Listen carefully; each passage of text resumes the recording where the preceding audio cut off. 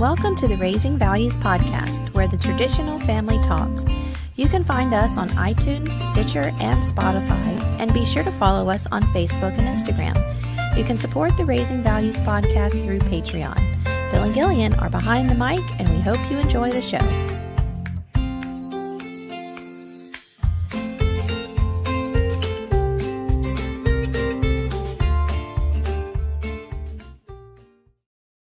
Good morning, and welcome to Raising Values. Next week's episode is going to be on being on time. He's talking about me because he said that co-hosts are the worst, and because I was late, but I'm here. So I don't know what you want. I'm here. Co-hosts are the worst. She told me to say it on the recording, and don't ever expect me to not. I didn't think you would really do it. Have you met me before? Hi, Stuart. I am glad you have your coffee, and we can start now because we're moving on from Phil's subject of how he wanted to start today's podcast of belittling me. It's not belittling. No, I was late. I sat down at 9:59, and then I threw off his groove and had to count down for him because he was messing with the recording stuff, and I was like, 10 seconds, you need to do your job. I know, that's awful. I'm going to throttle you. It was awful. I'm sorry. I was late. I was late getting up this morning, and I was late getting dressed and getting my face on. And I, on the other hand, woke up at 8 o'clock sharp, started the coffee pot, started dinner for tonight, set all this up. Somebody please send him a medal. I deserve a medal. Send him a medal. Anyway, so today's topic is burnout, which is something you suggested, and as I do, I tend to try to think about these things, and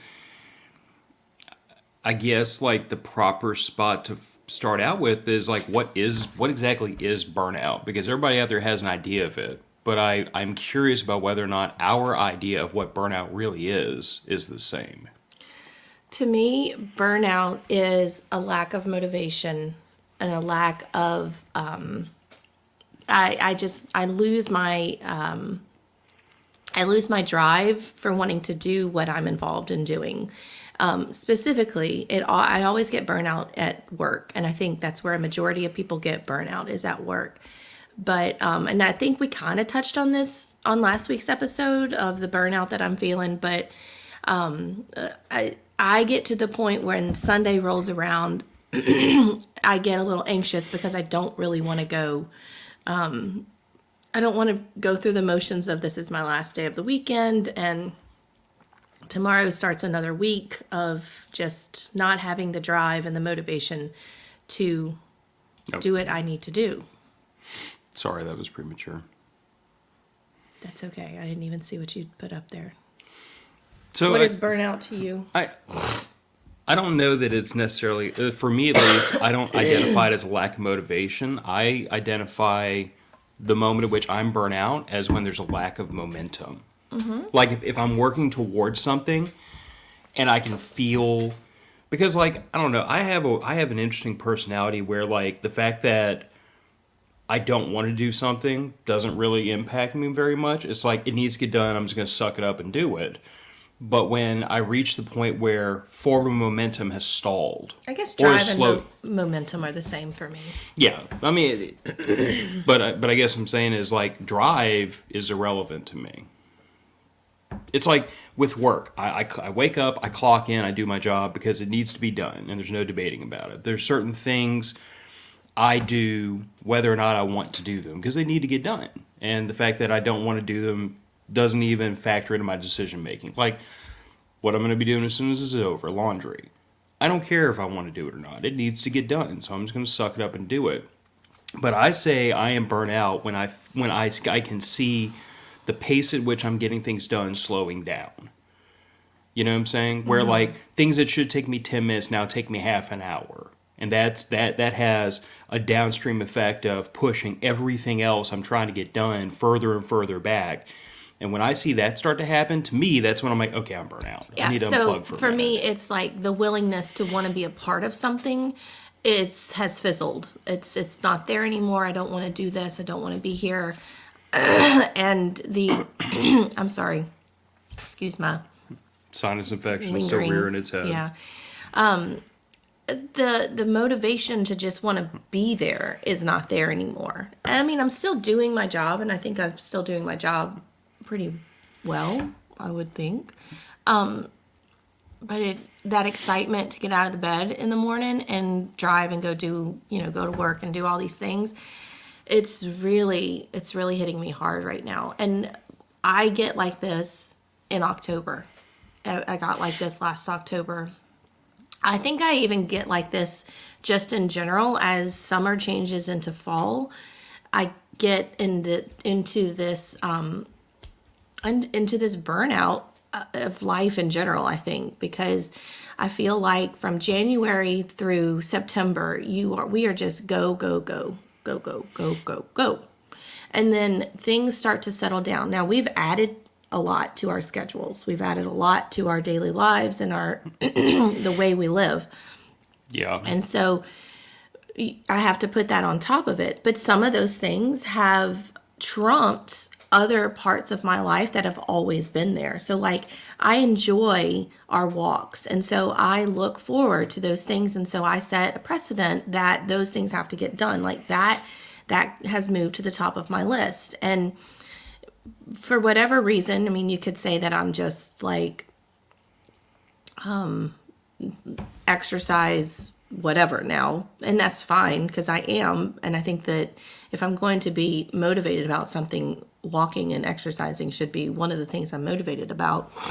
But I think it has to go along with the feeling that I have has to go along with where I am in my life. Like I have decided certain parts of my life have to come to the top. And that's where what I have always wanted is to not worry about this or that or have my priorities switched. I mean, the whole reason I switched jobs was so my priorities would be straightened out again. Mm-hmm. And so in doing that, I'm seeing that the things that pull away my energy and pull away and make me make me grumpy or make me upset or stress me out, I don't want to be around. And unfortunately, sometimes that's work, but that's work for everyone. Yeah. Work is going to be a stressor no matter what. And of the last few weeks, I have had in my head just playing on loop. I don't remember who said this originally, but that one question of this can't be it. We can't just be here on earth just to work and pay bills and die. Work, pay bills, and die. Like that can't be what life is about. And I don't know, maybe I'm coming into some profound stage in my life as I'm getting into my 40s and all that stuff of going, what the hell have I done with the last 39 years? Not all of them have been a waste, but I do feel like I don't want the next 40 years of my life to just be focused on work and work and work and work. To do what? To die with a large bank account, to, not have anything to show for it, no memories of adventures. Why do we do this? Why do we put ourselves into positions where we're just constantly go, go, go, and we get burned out every year? Now I'm going to start crying because now I'm really feeling it. I haven't cried on the show in a long time. I'm not going to cry. I'm not going to do it. Phil's going to take over now because I'm not going to cry. All right. So here's the thing. I don't regard burnout as anything more than part of a cycle, which is actually, to drop this for a second, that's the tagline under our names is grind, burnout, recover, repeat, because that's what kind a life. Well, but I'm you sorry, said you were going to let me take over. Go ahead. You're taking over. Sorry. So I feel like, you remember how, like, when we were younger, and admittedly, when we were younger, we were first starting our lives out, like, we were in positions where, like, we were working very hard to get out of college debt-free, which we both accomplished. We were working very, very, very hard. We were working a lot of hours. We weren't spending a lot of money. We were living a very, very austere lifestyle in a lot of ways because we were trying to establish ourselves. And we understood that, like, we're going to suffer now, we're going to profit later. Like, that was the arrangement. And the opposite of that would have been what most of our peers did, which was go eyeball deep in debt in their 20s and spend the next 30 years of their life trying to dig their way out, which was something we had no interest in doing. But you recognized before I did, that eventually in that grind, you have to stop for a second. Like, you were the one that was pushing me to take a vacation every now and then, take a couple of days off. But just by my nature, I'm not usually one to pull that trigger. You know what I'm saying? Like, I am the person that is like, this is the grind, this is the plan, I'm going to stick to the plan. And I will usually push myself far further than is rational or reasonable to accomplish that end goal. And you've always been the one to kind of pull me back a little bit and say, this is grinding you to nothing. Like, you have to put the load down for a second. Mm-hmm. So from my perspective, I see burnout as an indication that it is time to unplug for a minute. It's time to take a couple of days off of work, have a staycation, have a vacation, break the routine, reset yourself so that you can go back to whatever it is you're working on fresh and renewed and productive and efficient again. That same thing I was talking about earlier, where like I don't say I'm burnt out because I don't feel like doing something, because I do things I don't feel like doing daily. I do too. Yeah. But when I realize that my ability to push through that is waning, that's when I'm burnt out.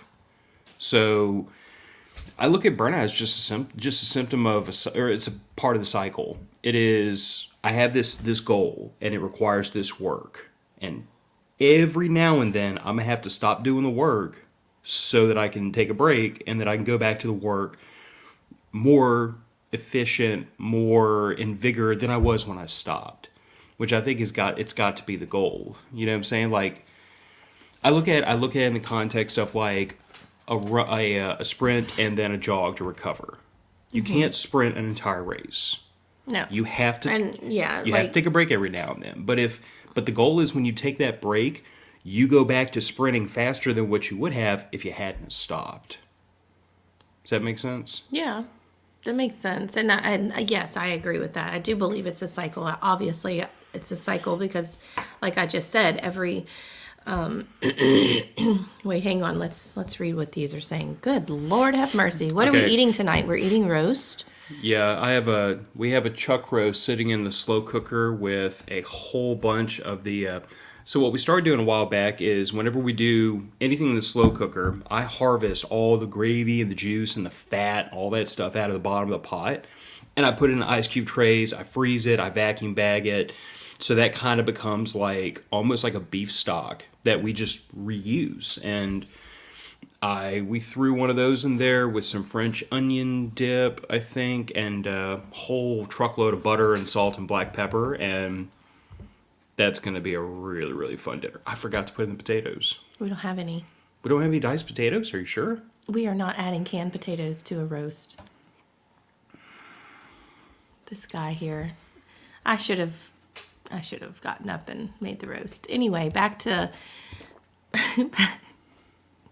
What were you doing at 8 o'clock this morning? Sleeping. Because I'm burned out. Thank you. Anyway, yes. So I know it's a cycle. I just said that every October I feel like this. And I do need a reset button. I need to hit the reset button. I have 2.5 weeks until, well, 3 really, but one of them's going to be on a field trip, and then I'm hopefully taking Friday off. But 2.5 weeks until Thanksgiving break. By the way, y'all, Thanksgiving is 3 weeks away, so get your affairs in order because we haven't, and we get don't your know life what together. We don't know what we're doing. Will there be a turkey? Maybe. Will there be Cracker Barrel? Most likely. Anyway, so I'm in that focused state of I just have to make it 2.5 weeks. I just have to make it 2.5 weeks. And I don't think it's going to be hard. My lesson plans are done. I'm going to enjoy what we're doing. I has spent the entire week with every single class, minus kindergarten, because kindergarten is doing what they're supposed to be doing at the age level they're supposed to be at. But I've spent the last week discussing manners and behaviors and respecting your teacher and, my expectations of my students, which hopefully will help. I was even told, and I know that he was joking, but he was quick when he responded. And I was telling one of the classes, fourth grade, I said, I don't want to be the mean teacher. And he goes, oh, you're the mean teacher. I was even going to dress up as you for Halloween. And I was like, dang, I can't even be mad about that. That was like really quick and really good. But anyway, I guess to some I've become a mean teacher, but I'm also the favorite teacher for a lot of students. But I think that what I'm dealing with in the classroom has been a large, large part of my burnout. I also want to say I haven't lost the passion for what I do. I love what I do, and I love teaching, and I love teaching STEM, and I really feel like this is where I'm supposed to be. But I just get in those phases. I go through those phases of just not wanting to. I just want to lay down in the fetal position outside and kind of let the moss grow over me for a little bit. My druidness is coming out.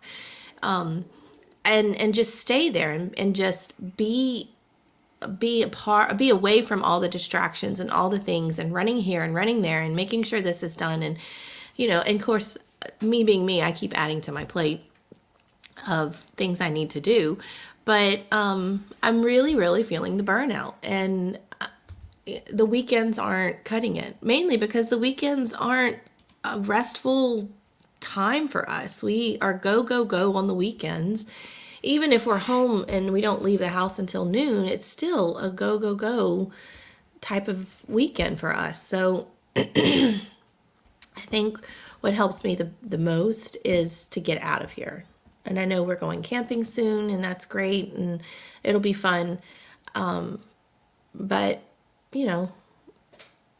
I wish I could be on a beach somewhere for a week and just disconnect, grounding myself and refocusing. And anyway, I'm going to stop there because, again, I'm going to start crying.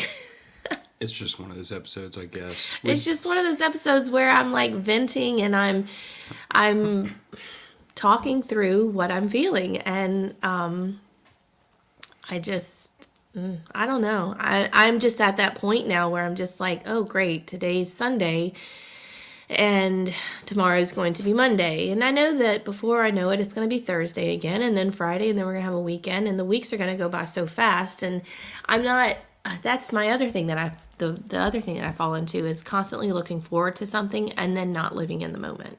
And there are things happening around us that I need to be here for mentally. I need to be a part of.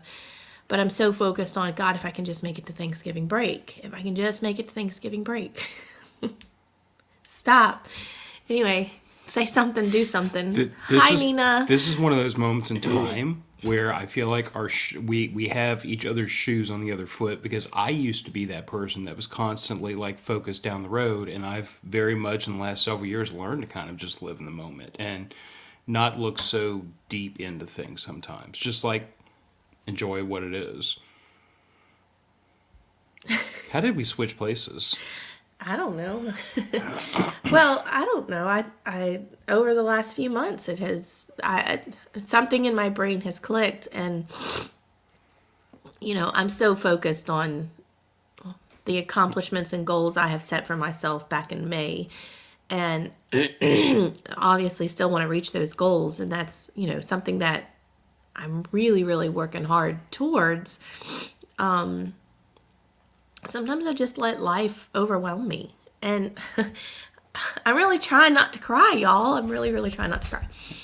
I had someone the other day ask if we were still friends. And it kind of like shocked me, like, well, of course we're still friends. And in my head, I'm thinking, well, I mean, it wasn't that long ago. We talked, and I am that friend. I am the friend, and I know that my three best friends understand that they may not hear from me for a while, and they, it may go a couple of days we don't talk. It may go a week. It may go a month. It used to be I didn't talk for quite some time because my life was just so stressful, and so I talk about burnout, and I know that I haven't reached that level of burnout yet, but it's going to be different for the different phases of life that you're in. But I hadn't reached out to this person, and I am a firm believer of the phone works both ways. And so it wasn't, I don't feel like, and I will never feel like it's just my fault, because if this person truly wanted to be my friend, they would have reached out and said, hey, I hadn't heard from you in a while, or is everything okay?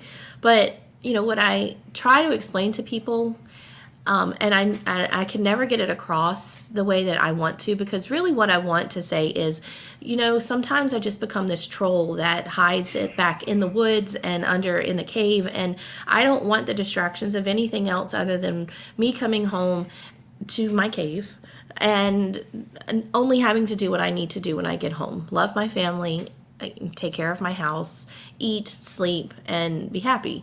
And that's all I want to do. And so the phone is no longer a distraction, because I don't want the phone to be a distraction. I don't want to text people. And, my recent, which everybody looks at me, my recent epiphany, which everyone looks at me and they're like, really, what? You just figured this out? Is, I'm an empath. I take on others' feelings and emotions, and I've always wondered why I'm so drained when I'm around people, and it's because I do that. It was like a light bulb that went off. But I've been trying to tell her this for at least a decade, by the way. And so the reason I don't reach out, and the reason why people question, are we still friends, is because I don't have any more room or energy to dish out to anyone else other than who I have to do, like you and Piper, family and best friends, things like that. Those people get my attention, they get my energy. But all of the people on the outside of that, unfortunately, you're in a spot where you don't get my attention. I am not going to reach out. And that sounds awful, and that makes me sound like such a bad person. I just can't do it. I don't have the energy to give you. And I certainly don't have the energy to give you completely to make you feel like we're still friends. So that's one of the things that I'm fighting against right now is, like I said, phone works both ways. But I fight with myself all the time with, you really do like this person. They really are your friend, and, you like to hang out with them and things like that.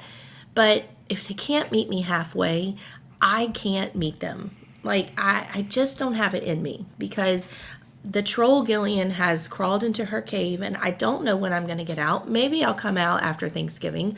I don't know. Maybe it will be spring before I come out. I've always been someone who is affected by seasonal changes. Always, always, always. My mother used to... I can remember a bookmark she gave me one time when I was a kid, and it was this grumpy little girl and her hands on her hips, and it said in big print, snap out of it. And I will always remember that. Always, always remember that, because I remember thinking, I can't snap out of it. I don't know how. Because, see, here it comes. I can't snap out of it. That's just what I do, and that's who I am. And being my friend means that you understand that Gillian is going to recluse herself away for a little while until she can get over it and deal with her emotions and deal with the energy and deal with everything.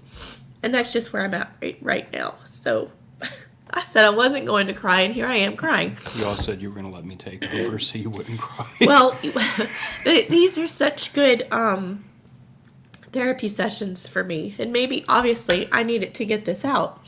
True. Cleanse myself from it. God, there's a lot of comments. Yeah.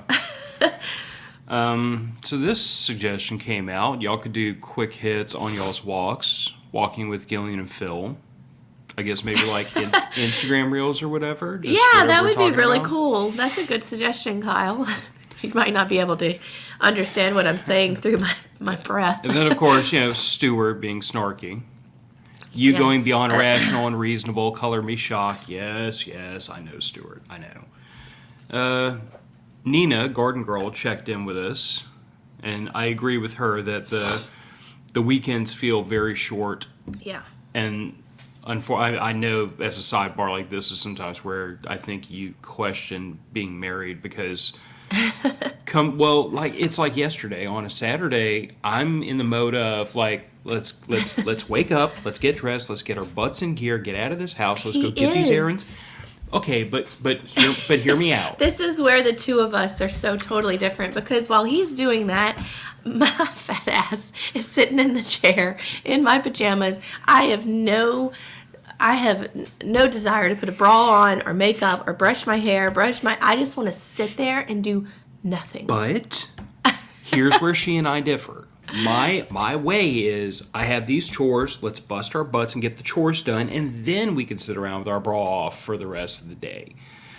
On the flip side of things, you especially, like Piper, I think she'd be perfectly happy if I'd leave her here at the house and go run the errands by myself, but you usually get aggravated at that, and you're like, no, just wait for us. And I'm like, why? Why don't I just go and get it done, and then it's done, and y'all can sit here. Y'all don't have to come with me. Because I'm an adult. I can manage myself.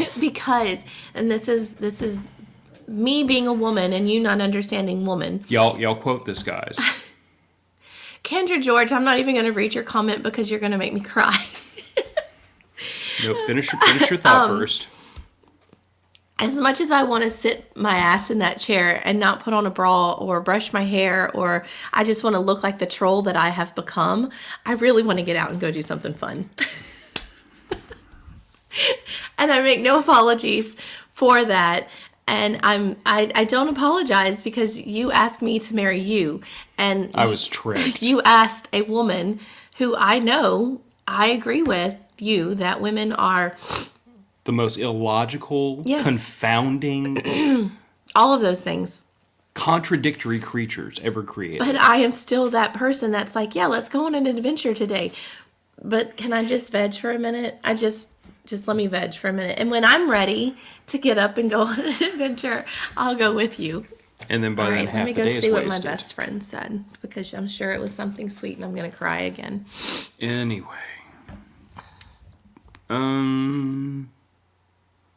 Yes, what Nina said, I read that. I'm right there with you on that. It's so hard not to take on the burdens of others, just have to cut back on those interactions.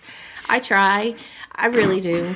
A lot of times I just don't answer the phone, and my best friend who is watching can attest to that. She would text me every now and then years ago, and she'd say, we're sending out a search party to find you. Kendra just said, lies, Phil, not tricked, willing participant. You used to be my favorite friend, and I'm demoting you. I was tricked. She didn't act like any of this when we were dating. This didn't start until after that ring hit the finger. I'm already crying.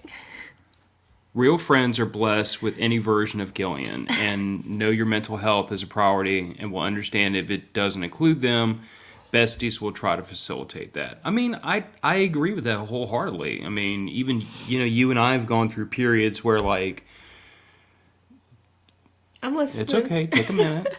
Well, but, I love you, Kendra. But you and I went through periods years ago where, like, between the postpartum, the depression, the anxiety, being a new mother, everything that was going on in your life meant that you had nothing left for anybody, including me. And... quite frankly, I would like to think I was fairly tolerant of that for quite a few years while we tried to work you through all that, because to me it was like, I see what the problem is. I don't believe this is forever. I have to believe that this can be overcome. And we just had a lot of work to do to get there. So I think that, I agree with Kendra. Like the people who are closest to you should be able to understand and accept that this is just a component of your personality. Like the people that are my best friend / brother-in-law and I go through this frequently, where like he and I are both very introverted, and we both tend to be hermits, And like every time he and I get together, we immediately kick ourselves in the butt because it's been like 3 months since we've spoken to each other. And it's not because we don't like to hang out. It's not because we don't want to call each other. We get absorbed in our own little BS and we don't think about it. And then when we finally realize the other person hasn't talked to us in several months, but this is also why we're both blessed with spouses who are a little bit better about keeping in touch than we are. So like y'all remind us like, hey, you haven't talked to your best friend in months, and I'm like, whoops, let me get the phone out. But you know that I think that's just part of relationship building. Sometimes you have to accept the fact that a person might not have the same. I don't even want to call it like the same appetite. They may not have the same tolerance for socialization that you do. Mm-hmm. And I find myself on the opposite end of this, especially from you. Because, like, you know, if I have my pick, as a default position, I want to be, like, in my home, small gathering. I don't like to be out in public. I don't like to be around 100 other people. That's not my thing. But, like, last night, we were at the lakefront, and I was trying my best to like be sociable with people around us. You know, you did a good job. It's a push I have to make consciously and intentionally to get out of my comfort zone. Mm-hmm. But you also know that like I'll reach a certain point through that, and I'm like, okay, Phil's done. I'm ready for quiet. I want to go home. I need me space. You know. Yeah. So I guess I'm saying is like burnout is not just a long-term thing. Sometimes it's a short term. It's like in the moment, kind of where you are at that moment, kind of thing. Yeah. Yeah. Well, talking through all this makes me totally appreciate the people who have hung on and have realized, Gillian sometimes she just does her own thing and she just needs the time. And I've always appreciated, but don't give up and don't lose. I've always appreciated my best friends who do send out search parties and do show up at my door for well checks and who call and text nonstop. And even though I don't text back all the time or stay active in the group chats, because that's the one thing that I have with my best friend group is I am in a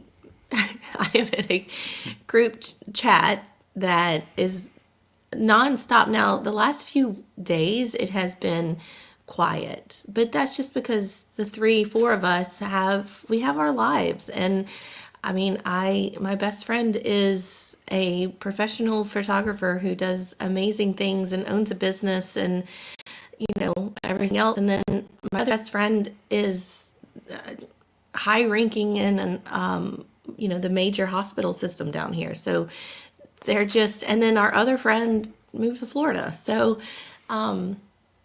it's just, sometimes it's hard. Sometimes it's just hard to even reach out to those 3 women and be like, I need you guys, or I don't need you guys. I guess I just need to send them a text. Sometimes it says Gillian's in troll mode. Bear with me. we should, Apple should make that a feature on an iPhone where like you just have an automated message that goes out every so often. Gillian's in troll mode. Yeah, you know how you can set your notifications to silence, and then when you go to text that person, it says Gillian has notifications silenced. Gillian is in troll mode. I just need one that says Gillian's in troll mode. You might get a response, you might not. You might get a read receipt, you may not. So, yeah. So that's where we are. So I tend to think, and this is probably going to be like a no-duh moment, but when you feel yourself burn out, you have to take a break. You have to unshoulder the load at some point. Because if you don't, you're just going to, like I was saying earlier, like your productivity is going to continue to decline until you get to the point where you are no longer accomplishing whatever that long-term goal is. But what if you don't know what the source of your burnout is from? Guru. Well, I would say if you don't know what the source of the burnout is, then the remedy is still the same. Yeah, as you were saying that, I was like, yeah, meditation and prayer and all that stuff. Well, slow down, disconnect, This is why I have always said camping is that's my reset. And I go it's out not for me. You know that. I have offered many times to go by myself. No, I just want you to go to the beach with me. I don't like going to the beach. I like to go into the woods. But the point is, camping is my reset because I go out in the woods. There's no traffic. There's no horns honking. There's no cell phones ringing. It's quiet. I'm out in nature. I can just sit and listen and like really truly be in that moment and not be bothered by anything. Mm-hmm. So if I don't know what my source of burnout is, that's fine. But I know one place I can go to get away from literally everything. That's true. And it will refresh me. So, and this Once is the reason. I get out there, I'm good. And this is the reason why the beach is not any of those things for me. What do you usually hear me say when we go to the beach? I don't know. We're surrounded by other people.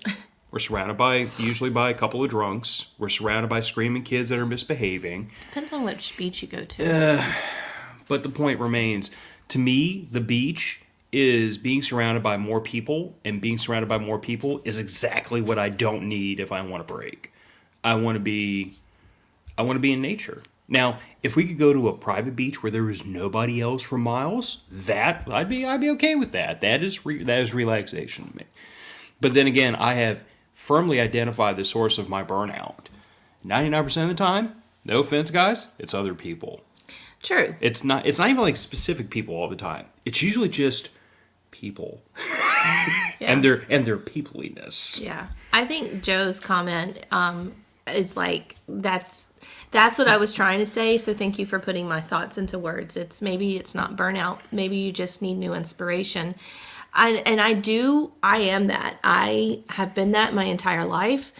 And see, you're giving me new hope. Maybe it is I just need to look at things in a different way, or find something new to add to it, or take away something old, that I like that. I think maybe it is new inspiration.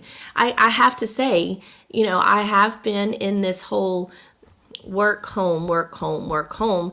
And the thing that I've added to my life right now is planning my birthday party. And that has given me new life. Like, I am so excited about it. Is it going to be a lot of work? Yeah. I have a phenomenal team of friends that they don't know what they've signed up for yet, and a husband who says that he wants to give me a big blowout and he doesn't realize maybe what it's going to cost, but I already know what I signed up for. I'm bracing for the damage. I will tell you, I'm not going to spend our retirement.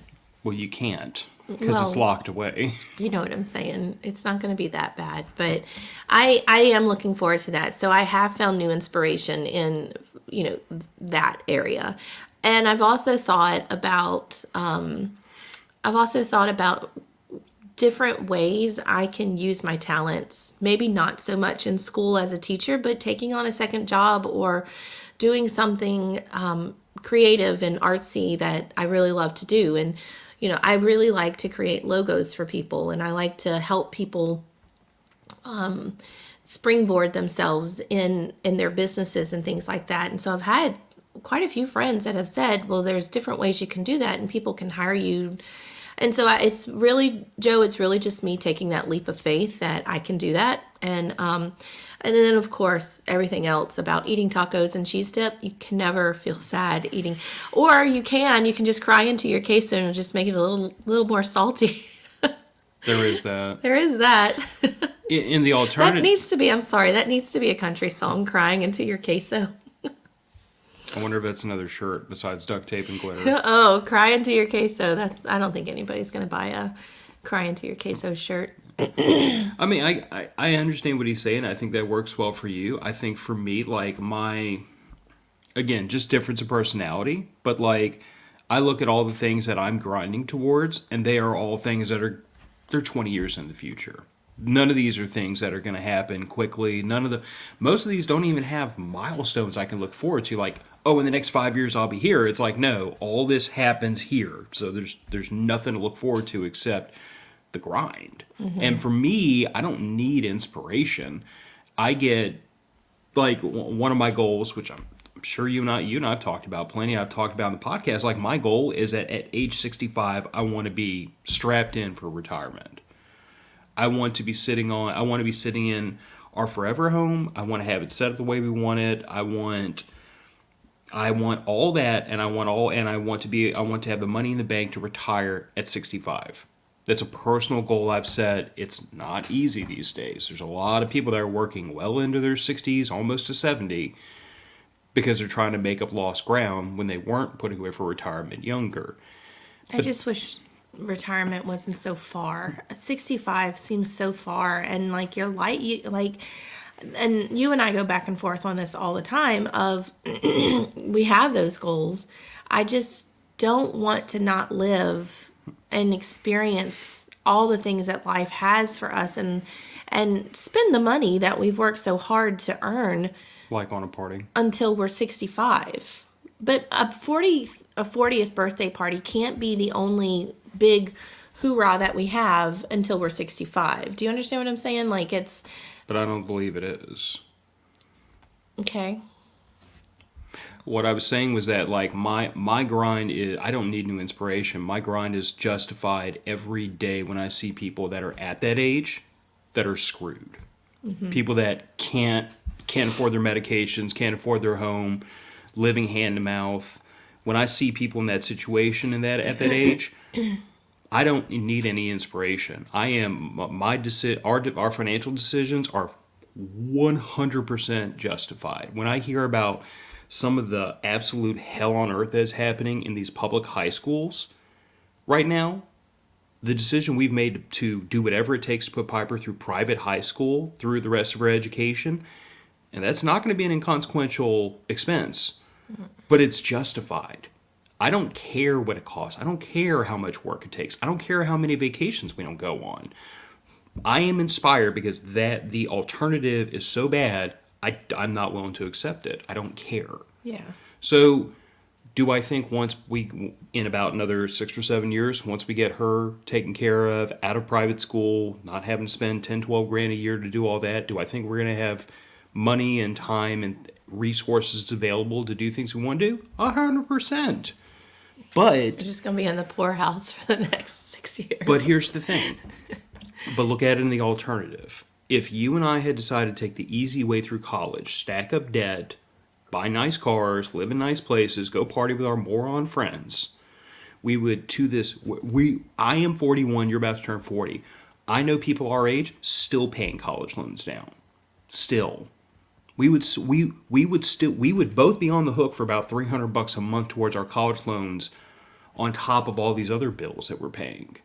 So to me, we made this same decision before where it was like, we're going to suffer now. It's going to suck. It did suck. I mean, pork chops and red beans and rice was not a fun diet plan when we were young, but it's what had to be so that we could profit later. And we became homeowners. I mean, 2011. So actually, November, this will be 12 years we've lived in this house. Okay. So I was 29 and you were 28? 27? No. I don't know. 28 maybe. 28 or 29. My point is we were homeowners before we were 30 years old. Mm-hmm. Most of our generation can't claim that.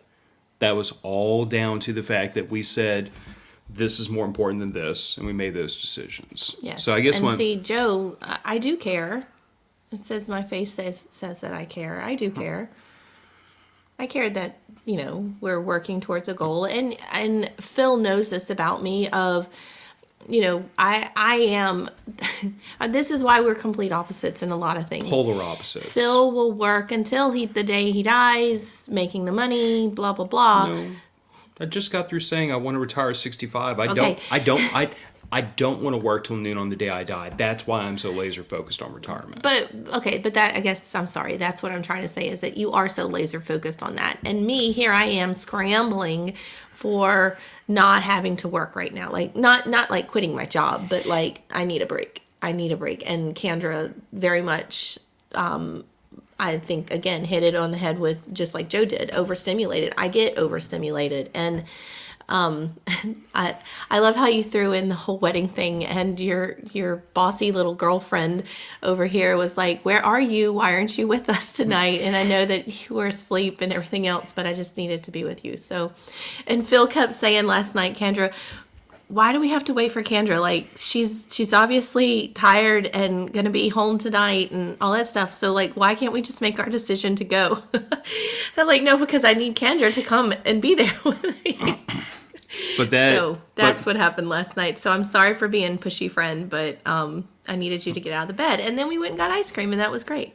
Yeah. But before we move on to the next bullet point, I mean, that is a very old squabble you and I get into every now and then, because like I absolutely detest making plans contingent on somebody else. and that I know. And okay, I know. but here's the thing. I would love to say that is down to a specific incident so I could talk myself out of it, but that my experience has been anytime my plans are dictated by somebody else, it always winds up being a pain in my butt, which is why I've always said, I even said this to you years ago, I'm like, the Rabelais family, the three of us, we're going to make a plan, we're going to go do that plan, and if somebody else wants to tag along, that's cool, and if they don't, that's on them. But That's how we lead our field trips. That's how we lead our camping trips. Well, I mean, yeah, because at the end of the day, I am not going to be placed in the position where whether or not I do something is contingent on whether or not somebody else joins in. Because the minute that happens, I can't make plans, I can't figure out a timetable, I can't prioritize everything else I have to do. Like, think about what I was doing yesterday morning. I was picking stuff up, I was doing laundry, I was running around trying to get other things done, I was planning out all of our chores. I mean, I don't think you understand sometimes to what neurotic degree I plan my time, because I'm trying to get so much accomplished. You don't think after 18 years, I don't understand your neurotic behaviors? Well, after 18 years, you still don't seem to understand or accept that when we don't make a plan, I get aggravated. So there is that. Well, every now and then I have to throw you one so that you understand. Y'all pray for me. So I think once you felt burnout and identified it, if you can find the cause of the burnout, great. If you can't, I mean, just unplug from everything. Like literally grab all the cords in the back of the machine, pull them all out together, and just unplug from everything all at the same time, and you will solve the problem one way or the other. But I think at the end of the day, the goal for this reset is to be able to come back to whatever that grind is, energized. And like, this is something I preach to Piper constantly. It's always positive mindset, positive outcome. And it sounds like this really silly, hippie self-help nonsense. But I firmly believe that if you approach a problem in your head about, this is going to be awful, it's going to suck, and it's going to blow up in my face, that negative mindset screws you from doing it. So that's why you always used to tell me, and sometimes you still throw it out there, but I'm definitely more aware of it now, and I can never remember the phrase you tell me, where if I say the negative over and over and self-fulfilling prophecy. Yes, a self-fulfilling prophecy. Yeah, same thing, and I firmly believe that. I believe, and to be fair, to take the whole mouse, it's wireless. Oh, duh. But like I believe this to the core of my soul, simply because because of my military service. Like, in the course of those years, I've been put in positions where I've had to push myself past things that were comfortable, things that scared the hell out of me. I've had to push past what I thought my physical limits were sometimes. I've had to stay up for many, many hours when my body was just screaming, go to sleep. And none of that is exceptional to my military service. That tends to be military service across the board. Like, we're all pushed to be able to give everything we can, and often that is beyond where you thought the limit was. But what I think is noteworthy is that because of that, I have kind of cultivated this mental idea of, if your mind says you cannot do it, you can't. If your mind says you can do it, you might. It's true. Like, there's too many stories of like mothers who like flip cars off of their babies because it was that moment of adrenaline and blood pressure and everything else where like they exceeded what anyone thought their physical limit was because their brain said, do this right now, no matter what. I have that personality where I say, if you go into a situation saying you can't do it or you will fail, you might as well quit. So the goal of this reset always has to be, I'm not gonna come back into this situation dreading it.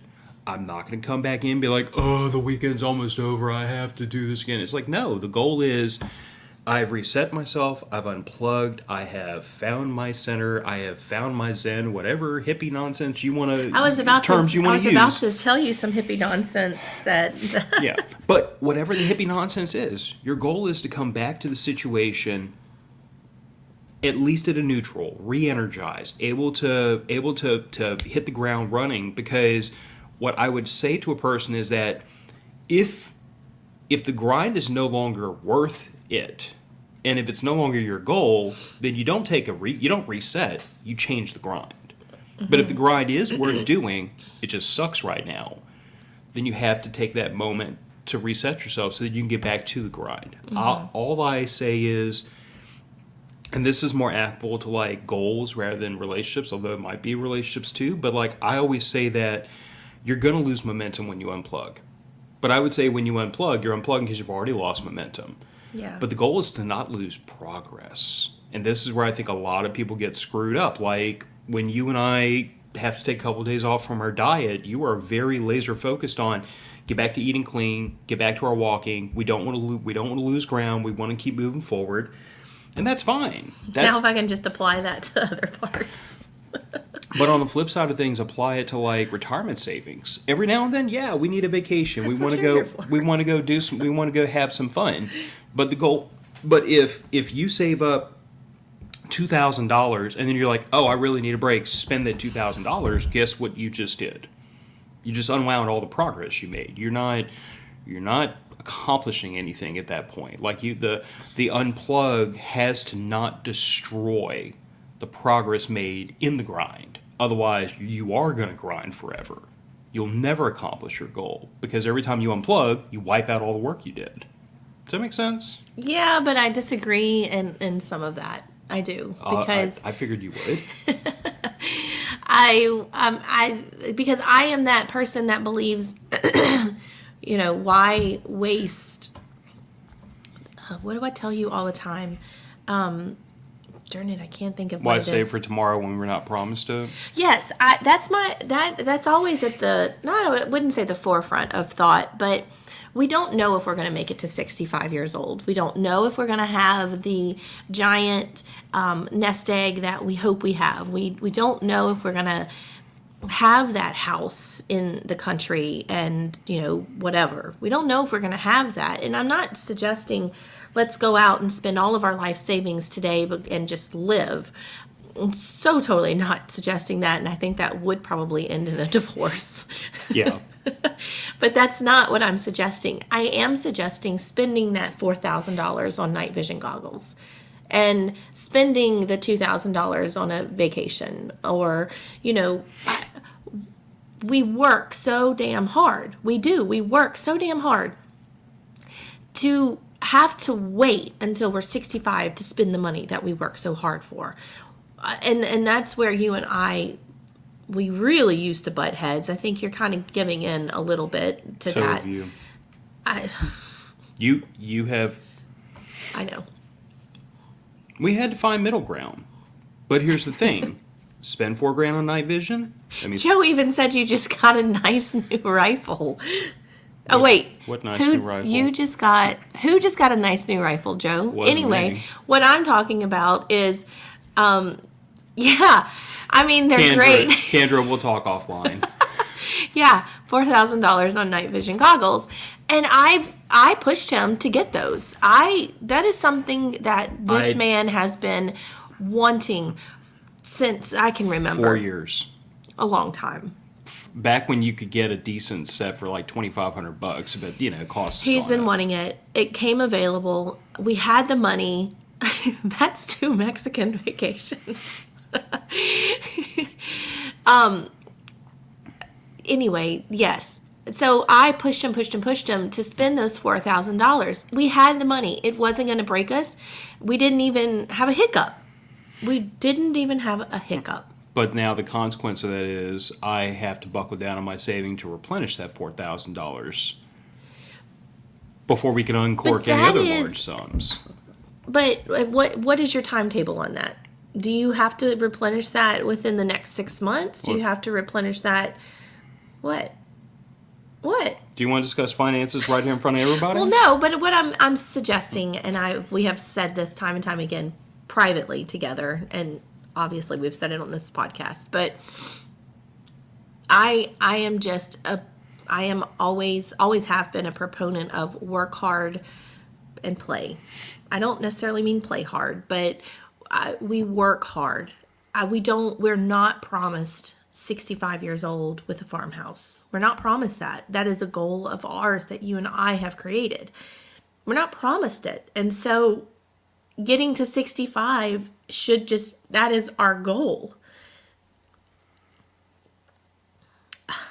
God, I don't know. This has been an emotional episode.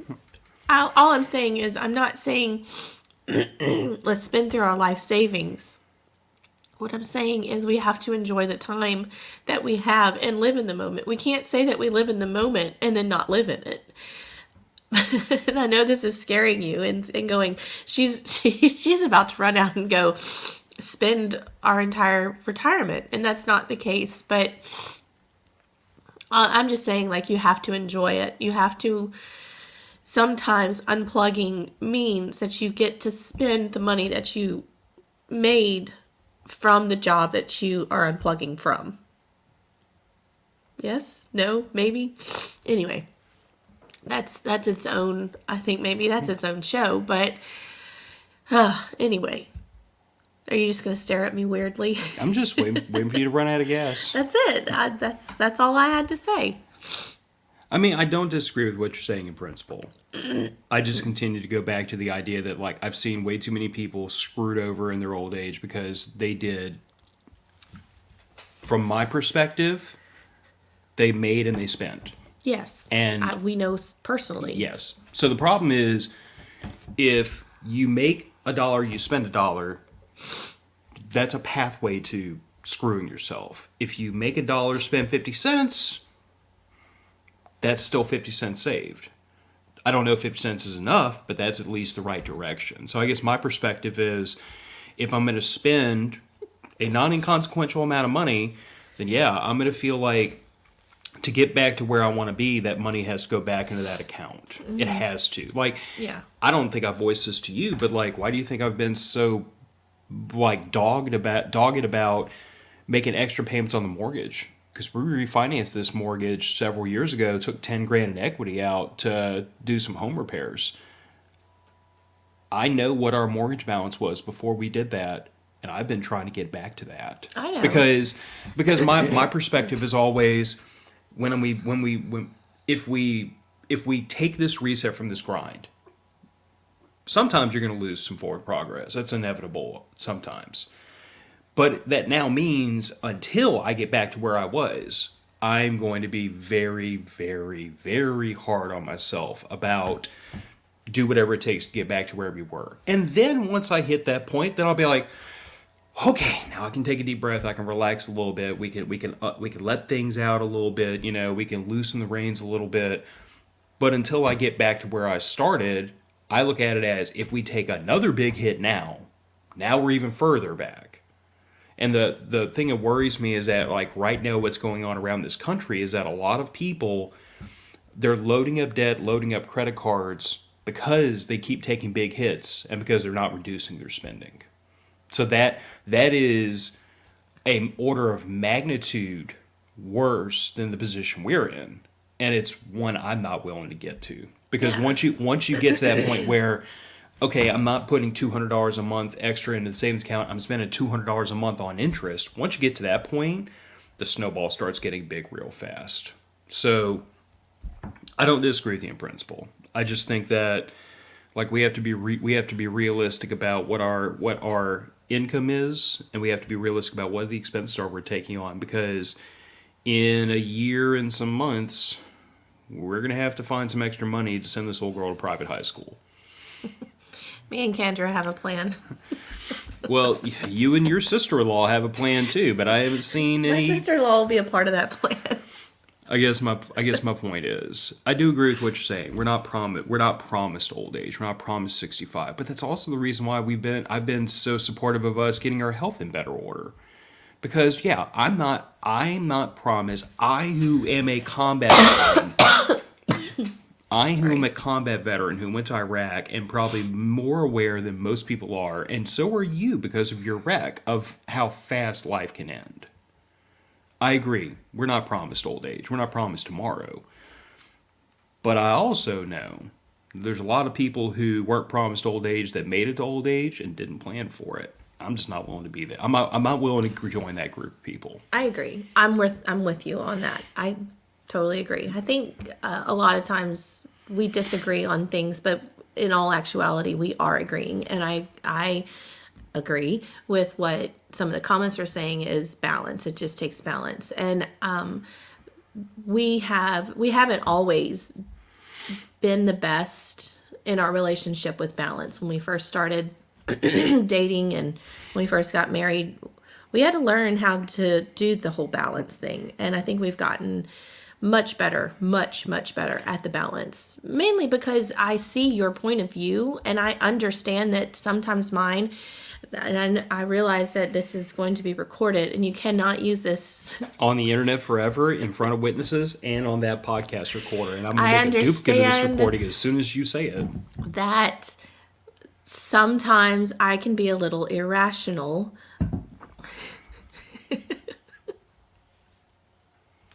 I love you. And that's why I think we have learned the balance. That I get it. Like, Phil, you are super smart. And I understand you know the finances better than I do and all that stuff. I get that. Sometimes though, with me understanding that I'm a little irrational, you still have to think to yourself, well, maybe I'm being a little irrational too. That's the balance, right? No. Okay. No, tried. I just think to myself that this is a marriage. We Yes, I am irrational, just like Phil. See, Stuart even said you were irrational. Stuart's biased.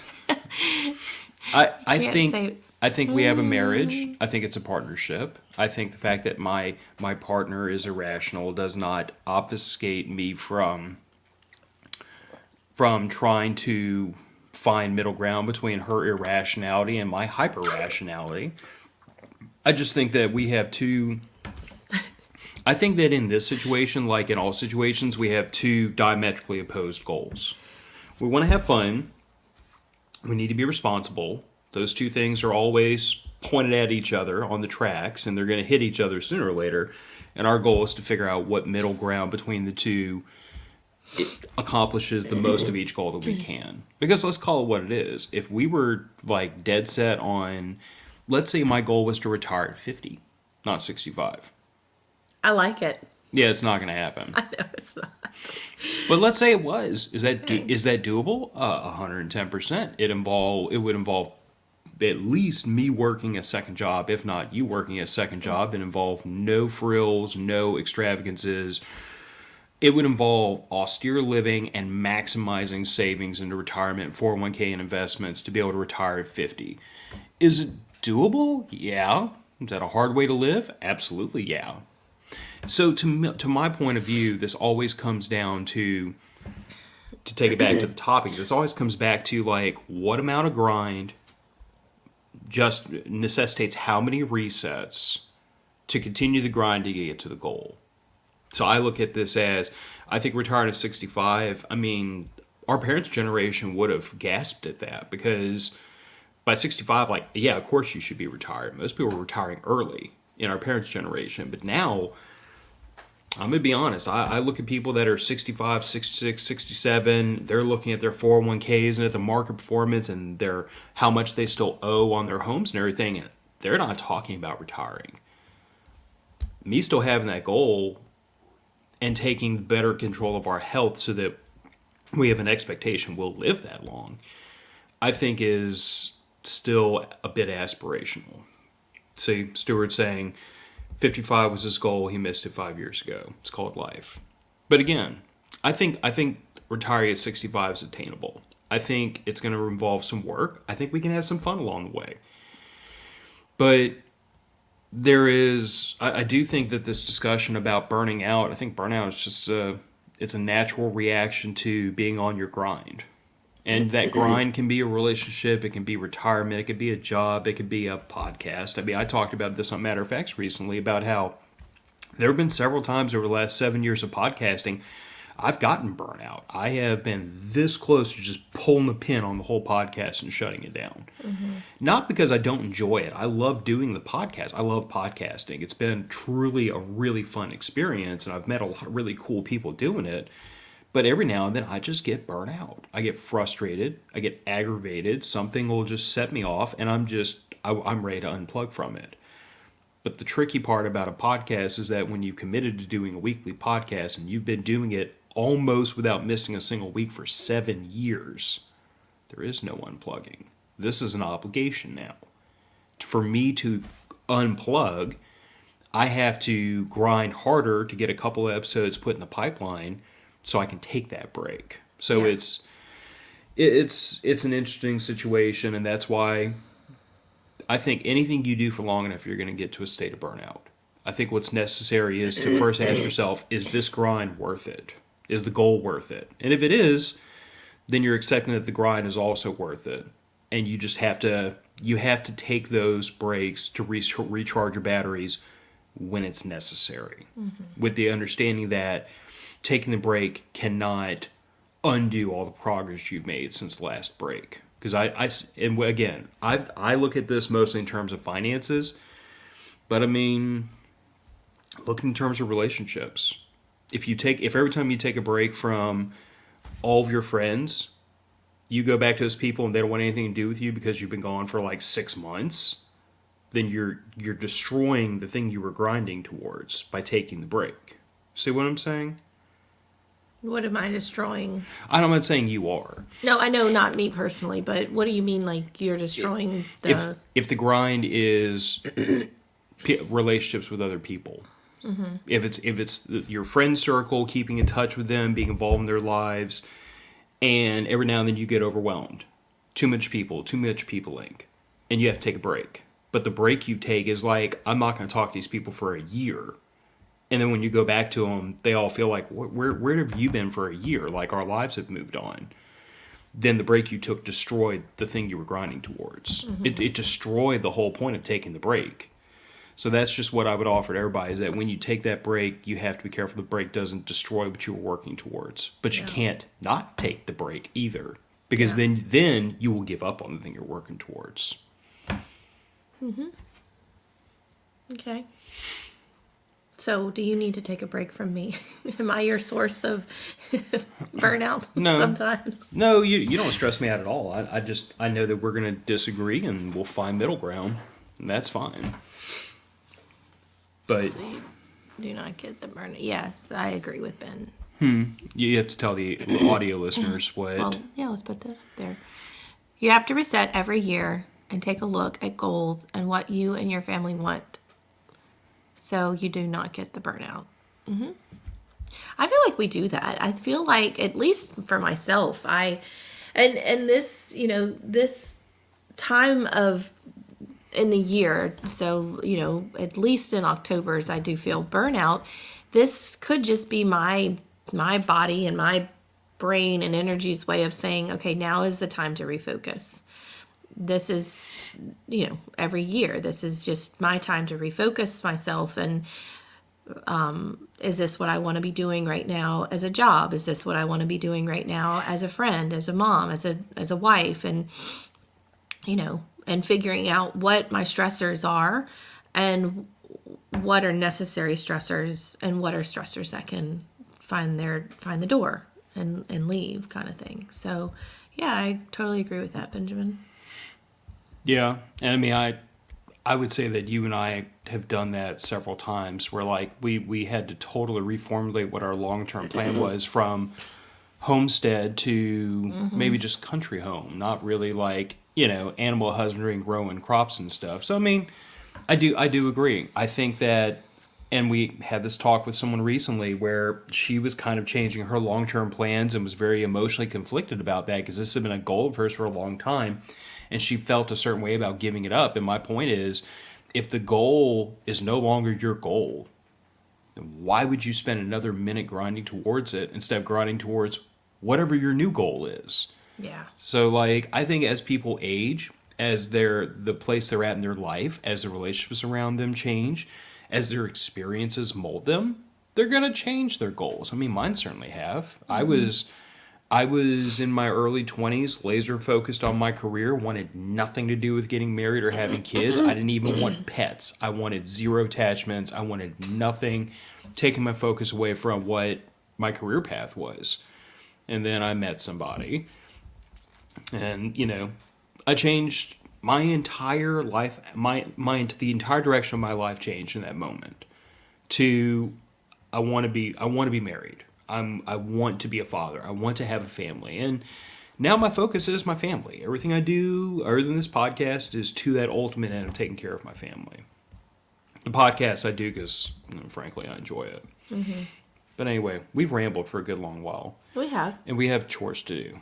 We have a lot of things to do today. But I did want to say welcome to our new patrons. And that's awesome that you have decided to become a patron. If you are still looking or thinking about becoming a patron, you should totally do that. We are starting a new tradition thanks to Stuart this year. And that's going to be fun for Christmas. I actually need to post that in the patron group. Also, the camping trip will be here before we know it. In June. But now is the time to make your reservations for that. So if you're a patron or want to become a patron and learn more about our annual camping trip and not just feel like you're around a table, like Kyle said, with your family, but actually get around a table with your chosen family, then let us know. And, there's all sorts of information down below for you to become a patron. And we would love to have you join the family around our ever-growing big table. And then merch. We have merch now. So Chris and Tiffany, who are patrons, have taken over our merch department, and it's so awesome. So be sure to visit those, and if you are a patron, you get a discount. So there you go.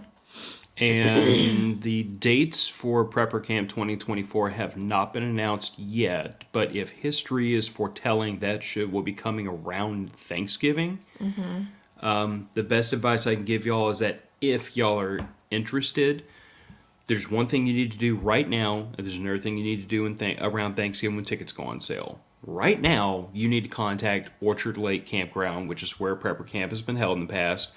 Go ahead and get on a waiting list for a site if you want to camp out there. If you don't, or if you can't find anything, I am told there are Airbnbs in the area. There's other accommodations you can make, but you're going to need to figure that out. Start figuring that out right now. Mm-hmm. Around Thanksgiving, when the tickets come on sale, buy them right then and there, because they are 50% off when they first come out, or at least they have been in the past. And if you wait until the last minute, you're going to pay a not inconsequential amount of money for the tickets. So this is, Prepper Camp is one of those things that Andrew and I have been going to for a lot of years. Gillian came with us last year in 2022, missed this year, and she's definitely coming next year. It's one of those great events that, no matter what your area of interest is, whether it's homesteading, whether it's natural medicine, whether it's blacksmithing, primitive skills, or even something as modern as there are literally classes now on digital footprint and how to protect your anonymity in the internet, all sorts of stuff. So it's a great event, and you can find something there that interests you. Mm-hmm. But I always tell people this every year, and every year somebody waits to the last minute. Do not sleep on this, because the event always sells out. Yeah, always does. All right. Well, thanks for tuning in and listening to me cry. I mean, you haven't had it in so long, so I just figured why not just go on and give you the tears today. Not really, but thank you for listening to me cry. Yeah, and like I said, people, I think everybody needs a grind, everybody needs a goal, everybody needs something to push that pushes them to do work and reap reward. just understand that part of that cycle is going to be grind, burnout, recover, repeat. And that doesn't mean no fun, no fun, no fun, no fun. The recovery period is the fun part, because that's where you indulge in your hobby, you spend time with your family, you go on a vacation, you do something that is not the grind, with the understanding that the grind is necessary because the goal is worth it. That's it. That's it. Okay. Raising Values heading out. All right. Y'all have a great weekend, rest of your weekend, and a good week, and we'll see you back here next Sunday. Bye, everybody. Bye.